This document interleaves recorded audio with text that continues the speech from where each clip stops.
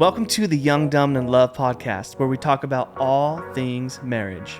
Our goal is to help equip you to have a marriage that is better than you have ever imagined by sharing real-life experiences, getting into the nitty-gritty, and sharing practical ways you can start today. Let's dive in.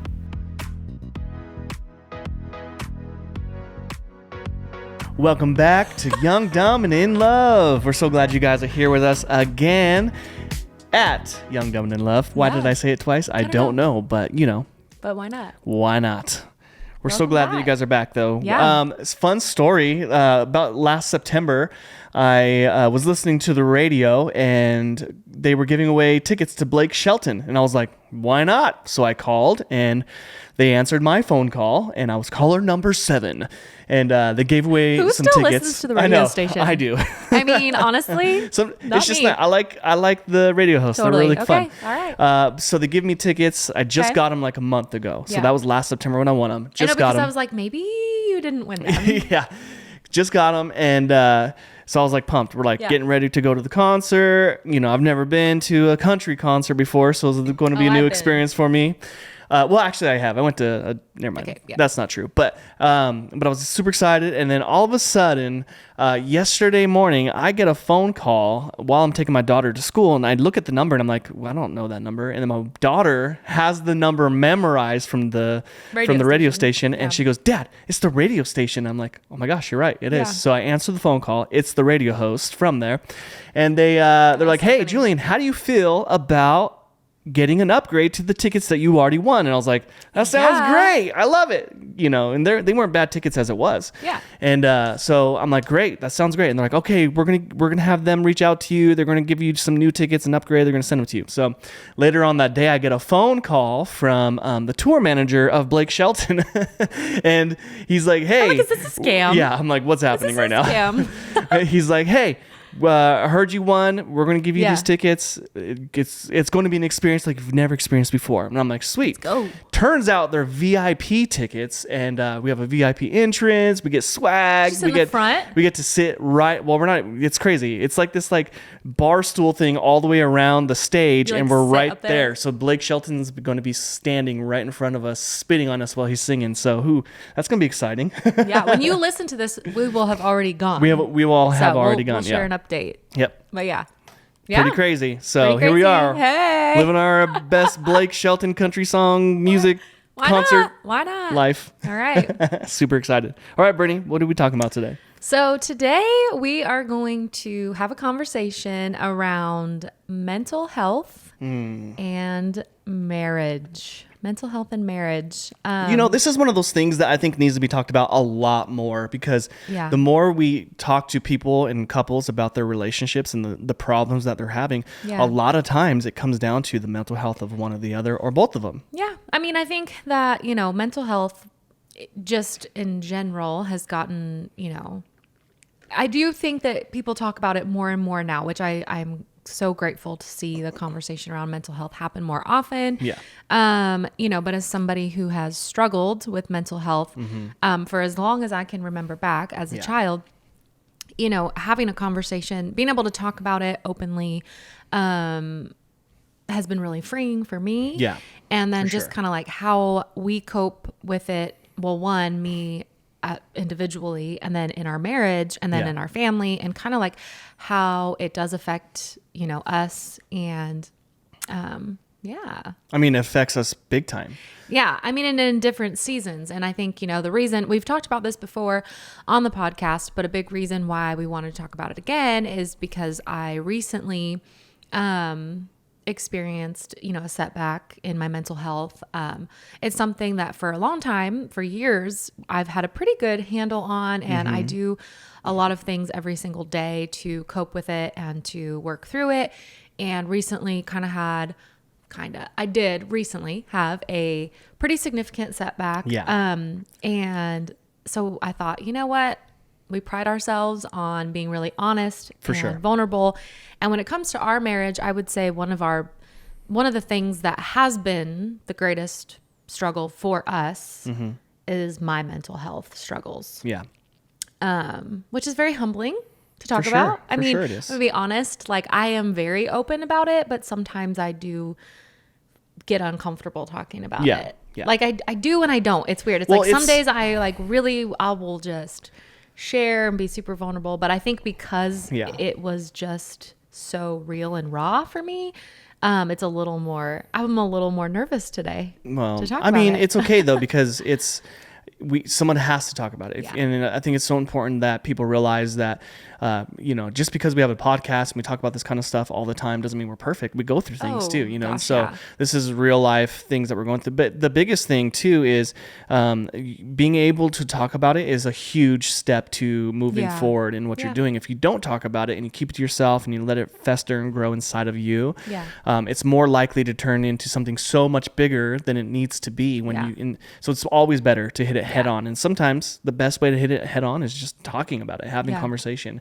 and being real. So as we talk about this today, just know this is like real time. This is real life. Yeah. We're going through it again, in some different capacities, but Brittany has come a long way, and we've seen her at the lowest of lows, and we've seen her at her highest of highs. And there's, we're going to love her through it all the time, no matter what, no matter how hard it is for those who are not going through it, And so I think that's something we should talk about too sometime. But the spouse who's not going through it and they don't understand why you're feeling that way, like, okay, like what's actually happening right now, and it really affects your marriage in so many ways. Yeah. So, well, I think that's, a big, and because this is a marriage podcast, it's like we want to really bring the conversation around, like, how can I support my spouse if they are struggling with mental health, or if you're the spouse that struggles with mental health, what can you, how do you approach those conversations? Because it's hard. I mean, this is 18 years of sharing, learning how do we do this? How does it work? And then obviously we have kids, and, I think the hard part too is when you struggle with mental health, and I have, faith to believe that I could live free of it, but I'm still walking through it. That's really hard, even on a personal level. And I think that's, a hard conversation for me to have, because I believe in healing and I believe in freedom. I am still I still deal with mental health. I still deal with it. And it's hard because a lot of times, you feel like your identity becomes mental health, and that's for sure a hard place to be. And so this is, when I say this is like raw, this is like really raw, and I think that everyone's journey is so different in regards to mental health. And so I talk about it and I want to be really honest and vulnerable. But everyone's journey is different. Like, it is. Whether you're someone who decides to take medication or not take medication, or like the ways that you navigate it and the conversations you have. And, I just always really want to stress that, like, one, I am not a medical professional. But the other thing too is, like, be open to, what that healing looks like for you. Like, have those conversations, talk to a doctor, talk to friends, family, whatever that looks like. But anyway, mental health. Yay. And, and like we said before, this is a two-way conversation. We have one who's going through it and one who's not. And, and I've walked through a season of mental health when it comes to my life and stuff that I was going through. So I have a better understanding, but most of my life I didn't ever deal or understand it whatsoever, because for me, I was always glass half full and always optimistic and always could see the bright side. And, and then there was a season of my life not too long ago where it was really hard for me to see the good in anything, and so now I'm like, okay, I get it. I understand what's going on. And now I'm not perfect in my responses and my reactions. And sometimes it's like, oh my gosh, and it's very hard to be a good husband in that sense. But what I've learned from the first thing as a husband, what I've learned is that it's so important just to listen, and just to hear you and not respond and not take on offense. And when I can do those things, it's always better. And, sometimes I literally will have to, like, remove myself from the room just for a second, just to, like, okay, you got this, and give myself a little pep talk and come back and be like, okay, what's going on? Well, I think, that's the hard part is if you struggle with mental health, you know, and I, like you, I don't even know how to say it. Again, just say it. I know. Well, it's hard because you already oftentimes are dealing with like so much shame, like yourself, like shame and embarrassment. For sure. And you know, like you do know that, okay, the things I'm thinking aren't really real, but they're so real to me. They're so real to me right now. Yeah. And that can be so uncomfortable and embarrassing. For sure. And I think that's the big thing, you know? And so just to speak to that, like as someone who deals with that, like just have grace with yourself and, you know, do the best that you can to let go of that shame and that embarrassment. You know, it's why we talk so much about cultivating a safe space within your marriage, because it's like, because we've spent so many years cultivating this space, like, although it is really embarrassing sometimes for me, or I'm like, oh, I don't really want to tell him this, I can go to him and now say like, hey, these are the things that I'm thinking that I know are irrational, but I'm having a hard time around these things. And instead of him being like, because I think when we first were married, the reaction would have been, well, that's dumb, or that's not real. Like, why would you think that? Why would you even do that? Yeah. You know, and when you're struggling, like that just will, if that's your response to your spouse, like it'll actually silence them more and more, and then they won't come to you anymore. And so as much as like when I say something, I'm like, I know this sounds crazy. Like I know what it sounds like.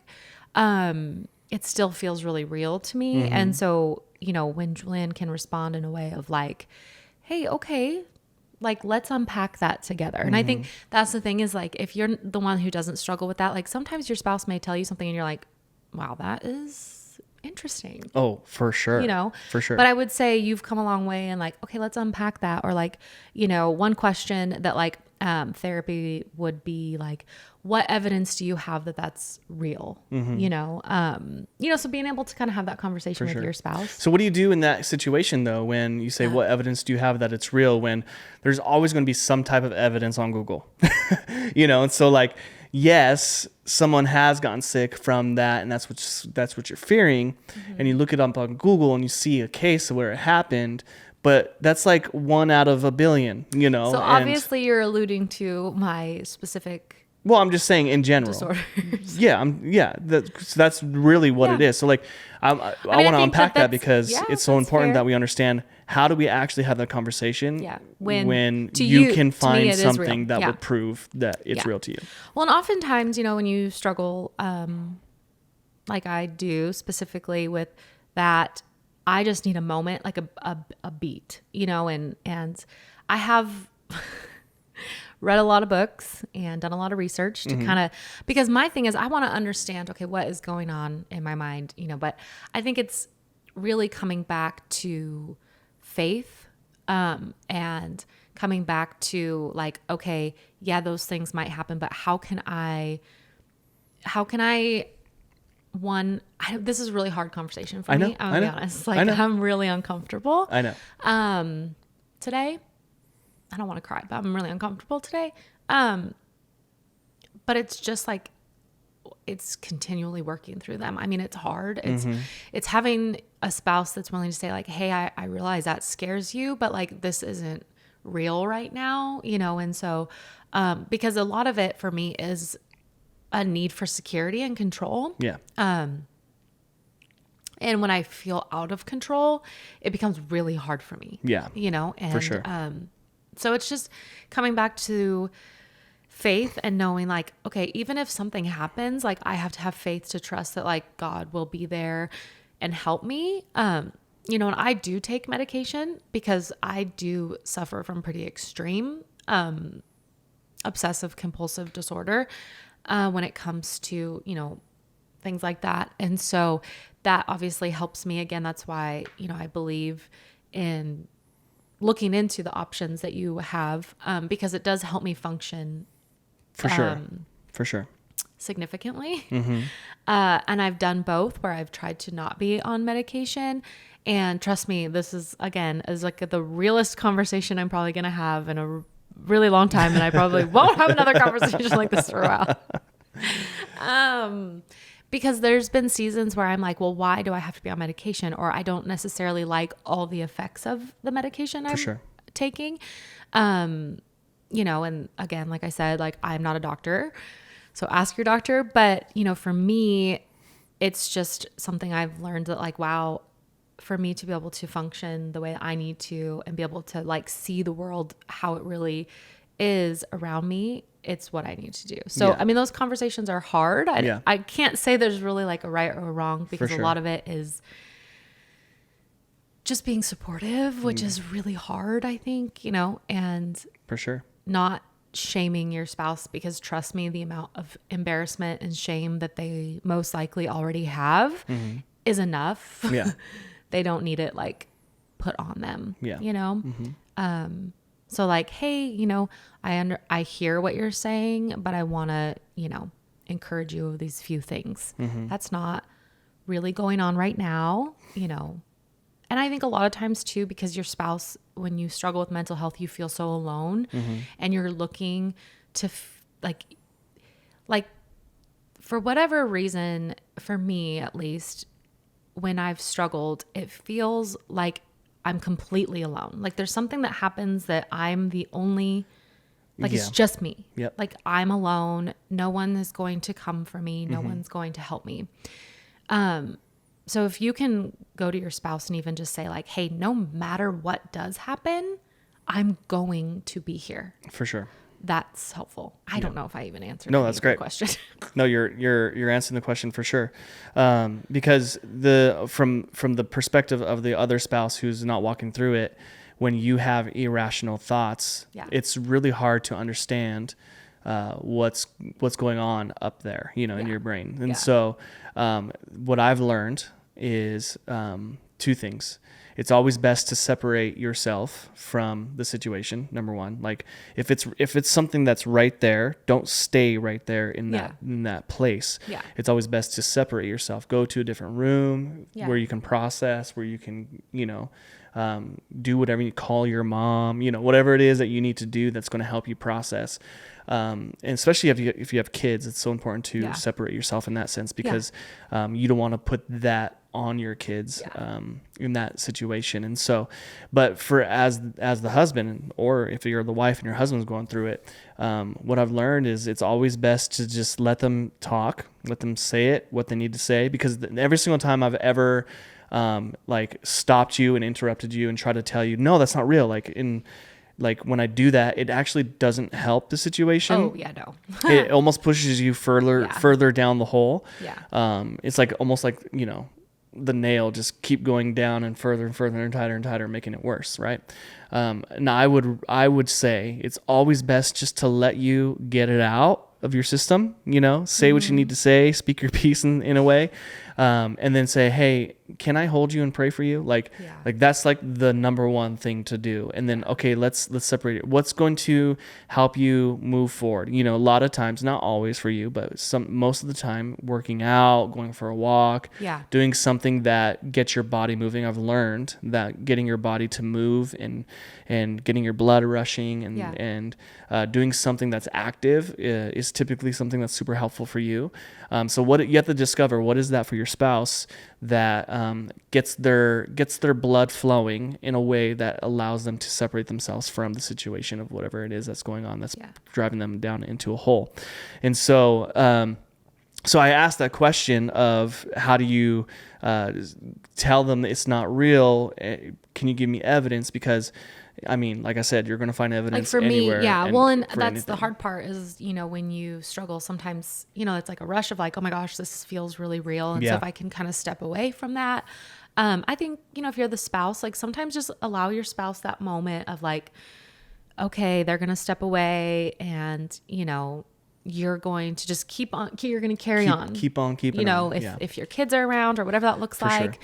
You're just going to keep on and you're going to give them the moment that they need, or you're going to encourage them to, hey, like go for a walk, or hey, why don't you, and this has been a beautiful thing I think that Julian's learned, is he'll just look at me and go like, hey, I'll make dinner. Why don't you go upstairs and take a shower and hop in bed and read a book, or go for a walk, or go call your mom, you know, instead of like, you need to just get over it. Yeah. Or you just need to move on. And there are times where it's like, you know what, I don't actually have the capacity to just move on, like go remove myself. Like I have to gather my composure, and I have learned to do that in a lot of ways. But I take a breath.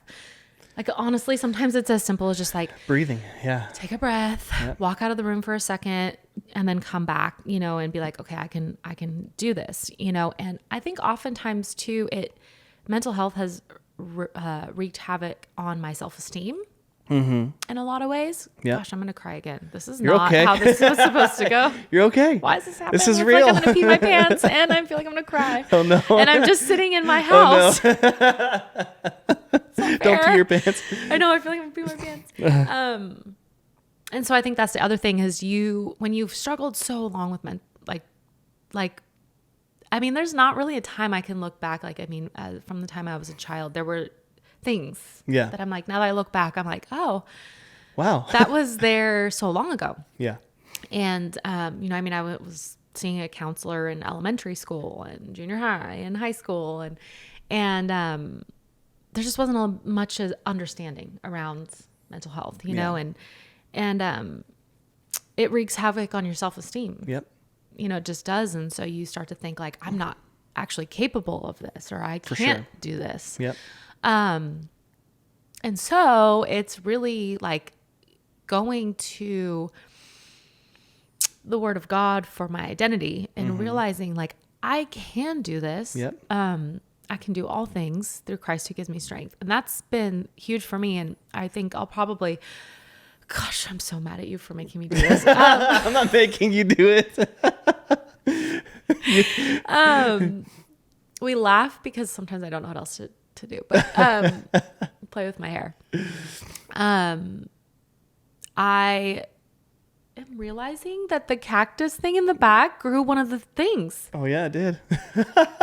Really fast. Or not cactus. Squirrel. The shoot, the thing. That's why I keep that window closed so you don't get distracted. Oh my gosh.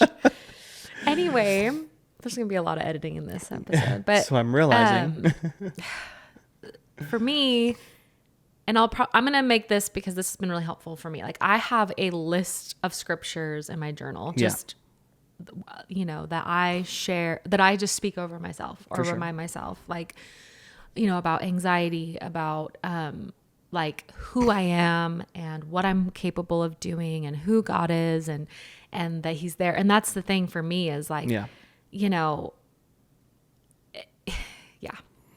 just reminding myself of who I am because it takes a hit on your self-esteem. Well, what you're saying right now is basically speaking truth over yourself in moments of where maybe the truth isn't what you're hearing. Yeah.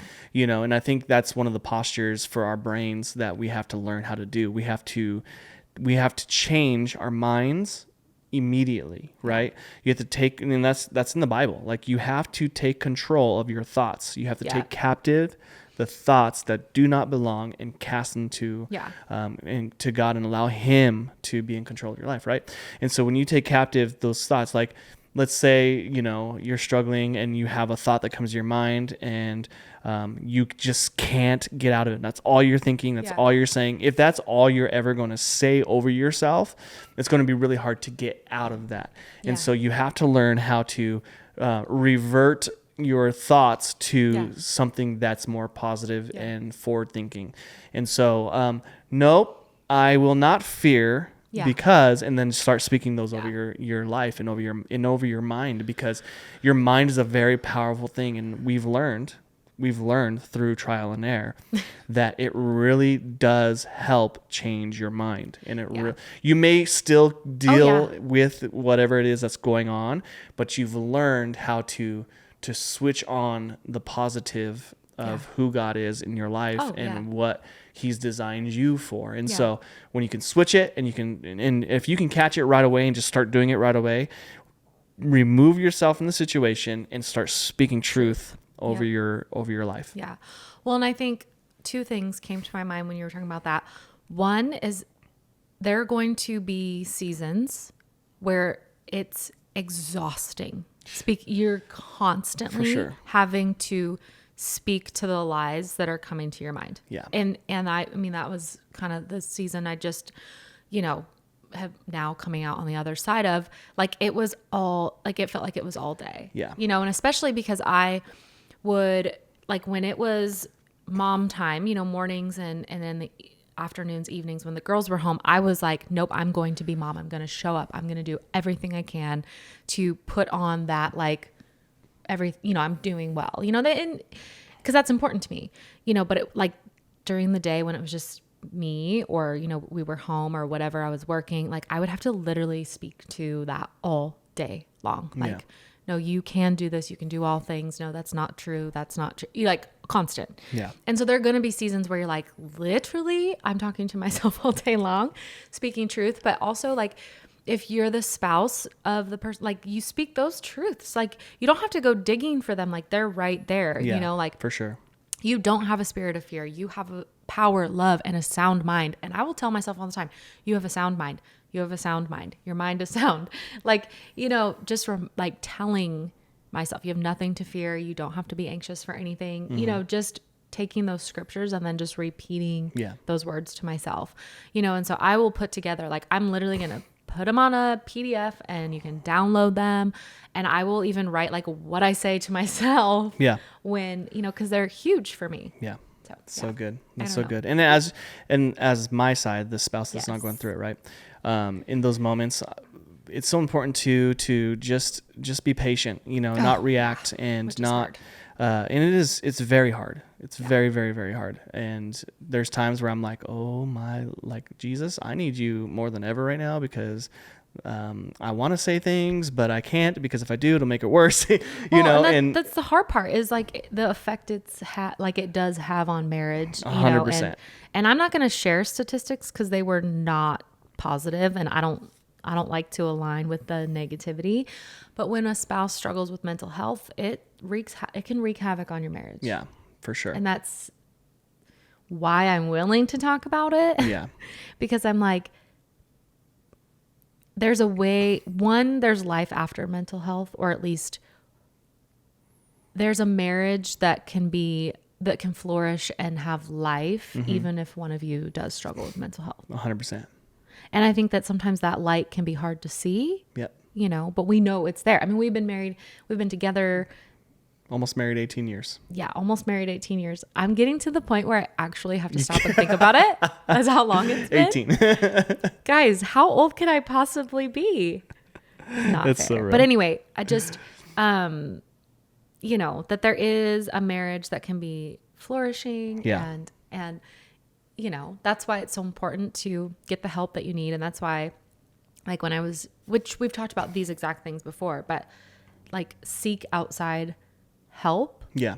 You know, doctor, therapy, you know, there are resources. And that's a great thing about, you know, I don't know how long, I feel like mental health, the conversation around it just grows every year, which I love to see, sure. you know, but it's been taboo for a long time. It has. And especially within the church, Yeah, often I for think sure. it can be taboo, you know, because a lot of the messaging that I received around my mental health and medication was negative within the church in general.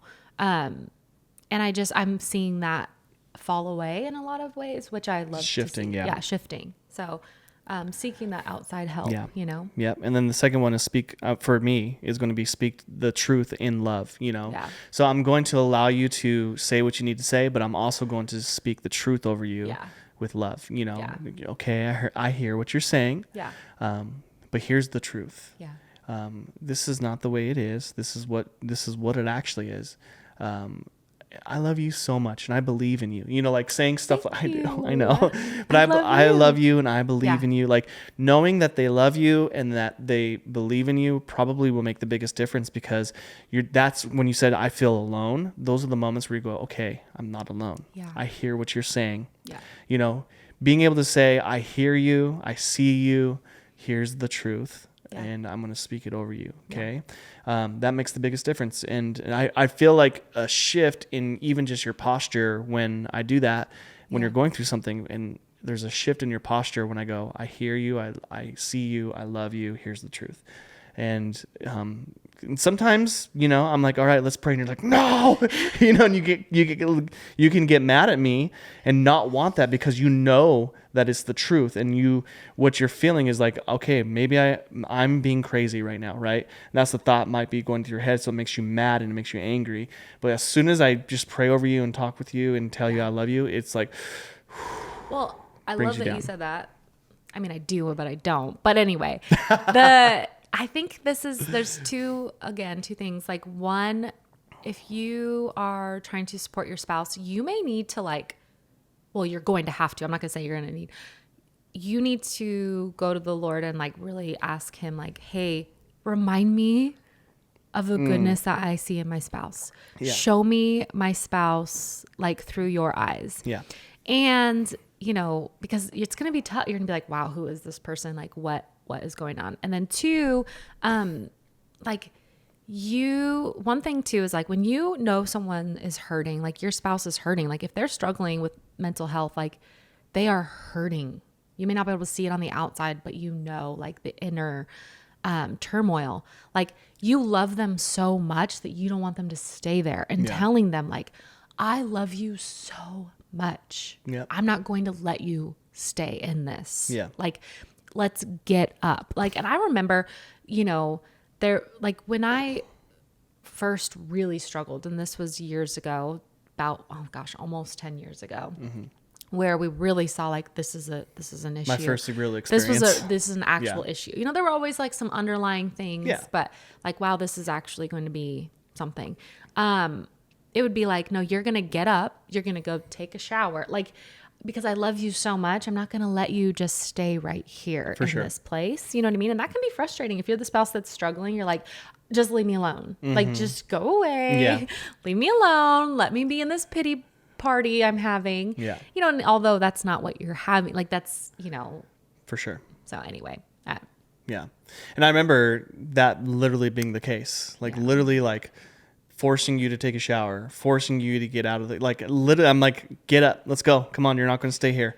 Yeah. No, I just, find her in the closet. Nope, you're not going to, I would literally be nope, get out. And I'd grab her and pull her out. And I'd say, come on, we're going to go for a walk. Come on, we're going to do this. We're going to do that. And that's just love, and that's the thing. It is love. If you are the one struggling right now. I wasn't mad and I wasn't mean. No, not at all. I was just no, we're not going to do this. Yeah. Come on, let's get up. It's, this whole conversation is very vulnerable for me. Yeah, we know. And embarrassed. I'm not embarrassed, but it is embarrassing in a way. And here's the thing, because I think it's fresh, a little, setback I just walked through. It feels a little more fresh than normal. I'm wringing my hands and all the things. But anyway. Yeah. And what I've also learned is with that love that because that's in a way it's tough love, because I'm not going to give in to what you're feeling, and so me giving in would be getting frustrated and mad, or just being I know it's awful. There's two ways: frustrated and mad, or going, I know, right? This is giving into the victim, or getting on defense and getting mad and frustrated with you. So those are the two ways that you can give in. Where I'm going to give you the tough love of, no, we're not going to go through this. Come on. Yeah. And I'm going to grab your hand and I'm going to walk with you with love. And so what I remember the first time we ever experienced this, I had no idea what I was doing. It was a fresh new thing for me. Bad. And so I remember just being okay, so I just started calling people. I'm hey, help me. This is going on. I have no idea what to do. And I called women of wisdom. That's what I call them. They're women of wisdom. I call them and had very real conversations, and they knew exactly what to do, and so they were calling her. They were showing up at the doorstep when they knew I had to be at work, whatever it is, showing up, helping me out in the times where I wasn't able to, because I still had to pay our bills and do the things that we needed to do. And so it's so important that you surround yourself with people that are going to help you take your spouse from the pit to the promise. And so when you can really do that, it's so important that you find those people, grab them, bring them along, ask them. And there's going to be people in your life who can do it, you know, and whether that's, and there's going to be people that can't, and there's going to be people who can't. There's literally people who cannot handle it. People, you know, in that season, and like, you know, you're going to need to have wisdom as the spouse. Like one of the people who was really helpful was my mom, which is amazing. And I know not everyone has that, you know, and then another dear woman who is now no longer with us. Yeah. Who, you know, came alongside Julian and was really like a bonus mom to him. And so it's like, but there are going to be people who don't be mad or bitter with them. Sure. Some people just, don't understand. Yeah. And honestly, having them around would actually do more harm than help, because they may be like, that's not real, or whatever that is, you know, and that's okay. Like, we're grateful that they don't struggle, because it gives us hope that there are people out there that really don't struggle with mental health. And that's so in the moral story of that one is find the people who are the most gracious, the most loving, the most understanding. You know, those are the people that you want to help surround your spouse with, because they're going to help them get out of that pit. But never give up on them. Like you have to realize that giving up on your spouse can happen so fast. And it may feel fast, but it's been over time. It's been a lot of build up to that point, you know, or it could be just like, I can't handle this. This is ridiculous. I'm done, you know, and that's where the statistics come in, because it really breaks apart marriages. So it's so important that you just go, I love my spouse so much, and I remember the commitment that I made to her. And so no matter what she's going through, no matter how frustrated I might feel, I'm going to be there for her. And no matter what that looks like. So I'm going to walk with her every single day. I'm going to show up for her every single day. I'm going to encourage her to go for her walks. Please go for a walk. Whatever it is. Keep walking. Just walk and keep walk and walk some more. But I'm going to show up and never give up on her, no matter what. Because like you said, there is life after mental health. And you know, even though you still will walk through things and you're going to learn how to come out of it faster and better. Yes. Well, and that's the thing, you know, and like you said, faster and better, you do learn. That's the thing. And you learn how to, okay, you know what, this is a little bit of a setback, but I know I've been here before. I know how to navigate this, and you can navigate it quicker and more efficiently. Exactly. You know, which is kind of what we just saw. The scripture that comes to my mind for this though is every single time you go through something, I'm always like, okay. And I want to remind you, even though I walk through the valley of the shadow of death, right? It's not even though I live in the shadow of death.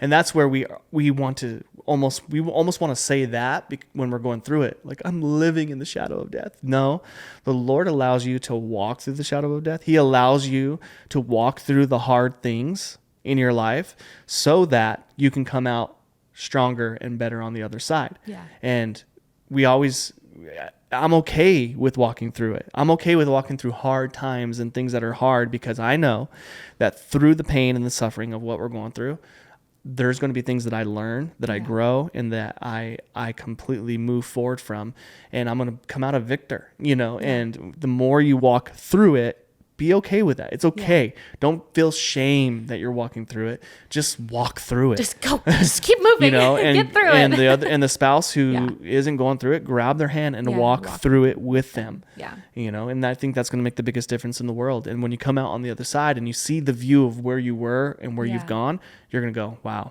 we did this. We made it through. Yeah. This is beautiful. Well, and I love that you said that, because I was going to say, you know, there have been, as much as like, it might sound crazy to say, but because we've walked through this together and we've, you know, never given up, I don't give up and you don't give up on me. Like, our marriage, there's a level of vulnerability that I have with you that I can't imagine having had you not been so supportive through my mental health. Like, I am sometimes painfully or excruciating for me, like, so honest about, like, this is what I'm feeling, like stuff that's like embarrassing for me to say, you know, but because you've been supportive, like, I feel like it's opened up this level of intimacy that we have, like, being able to have conversation and be able to share like the innermost, like things that I thought I could never share that, or like, that's embarrassing, because you've shown up, because you've been there. And so it's like, as much as it's hard, like it has developed our marriage. It has made us stronger. We've been able to see like, wow, we can walk through that together and come out on the other side, you know? And so it does build character. It does. Like, 100%. you know, mental health, having that, being supportive, you know, yeah, that's what I'm going to say. Anyway, encouraging your spouse to do things you love. I know we've talked about that. For sure. Remember who you married. Yep. Because it's the thing. It's like, it's temporary. Yes. Like, believe that it's temporary. You know, it's a setback, and go like, hey, this is just a setback. We're going to walk through it together. Yeah. It's temporary. You know, remember who you married, and for sickness and in health, and mental health is part of that, you know? And then this is what I would say to like the spouse that's like, you know, you're the supporter. Like, you still need to be filling your, you know, figure out ways that you can like take a break. Whatever that looks like, you know, for you, so that cause you are really battling with your spouse. You're really going through it too. Like, you're not battling with your spouse, but you're battling alongside them. And so making sure that like you're in the word, you're getting encouraged, you're surrounding yourself, you know, with positive things, so that you can then like re-enter that, like, okay, here we go. Like, we're going to show up today.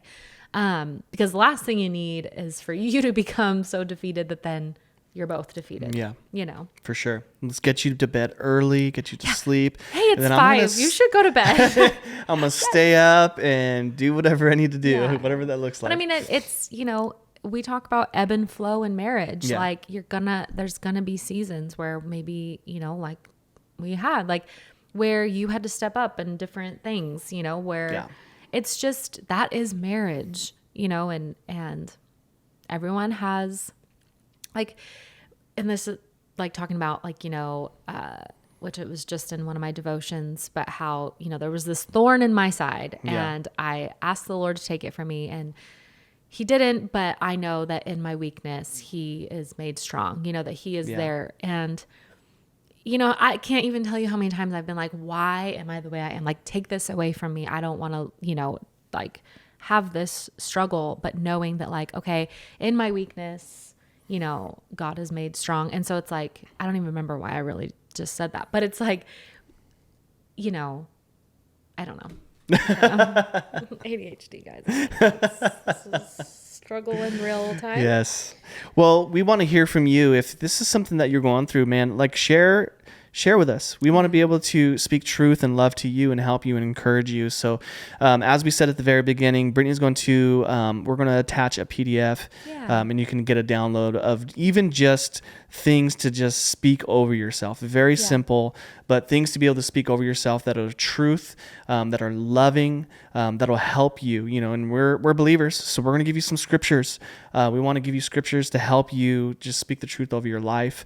And then we're also going to give you some stuff that's going to, like, just, you said, I can't remember exactly what it was, but you said you're going to give them things that you speak over yourself, but then like actual steps or action steps or something like that. Well, like cause you know, like with scripture, like I take the scripture and then I like speak, like I take it and then like speak it into my life, you know, so I can put that on there. I can give you, I mean, obviously I guess I'm an open book. So if you need something, want to ask. Yeah, but we're here. We're gonna give you this download. We hope that it helps you if you're going through this. Maybe we'll even try to come up with something for the spouse who's not you know, struggling. And well, I think too, like you could take those, like that same, you know, download and pray those over your spouse, or use those like when they're like, I feel, you know, because I'm feeling crazy today. Be like, no, you have a sound mind. Like that's the thing, is just speaking that truth over yourself, over your home, over your kids, your spouse, all of it. I mean, like it's helpful in all seasons, you know, and just, I'm like, so we have got to close the windows next time. I cannot stop. I am so distracted. Oh my gosh. So bad. But I did want to say this, like if you are struggling, like just know that you are not alone. Yeah. And this does not need to be your identity or who you are. It's a season. But you're going to come through it on the other side and be able to help people and share and come alongside people. And, as much as I wish that I didn't struggle with mental health, I've been able to have so much more compassion for people and understanding. And when someone says, my child is struggling with this, or I'm struggling with this, I really can say, I understand. Yeah. I understand. And so just know that you're not alone, that you can and will make it through, and that there are better days ahead for you. And even if you can't see them right now, like, we will believe for them, for you.